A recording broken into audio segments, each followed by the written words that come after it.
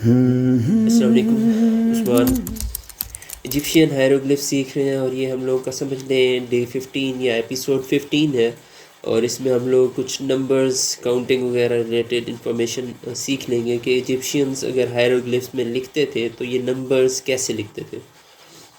आप लोग ये देखें, ये जो सिंगल स्ट्रोक सा है, एक लाइन सी है, इसे वो वन की तरह पढ़ते थे, वन समझते थे। अब ये जो है ये उल्टे यू की तरह एन अपसाइड डाउन यू, और इसे वो 10 की तरह पढ़ते थे। इसे पढ़ने में अगर वो देखें तो मैथ जो पढ़ते थे। अब ये जो साइन है, एक बल खाई हुई रस्सी सी है, कॉइल ऑफ रोप, इसे वो 100 कहते थे, 100 समझते थे, या हमने ये समझा है कि वो 100 ही समझते थे, तो बाहर ये 100 को रिप्रेजेंट कर रहे हैं।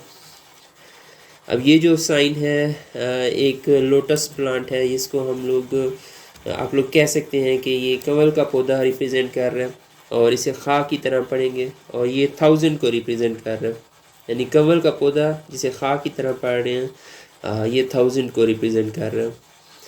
अब ये जो सिंबल है ये उंगली के साइन जैसा है, इसे जेबा की तरह पढ़ लेंगे, और ये 10,000 को रिप्रेजेंट कर रहा है।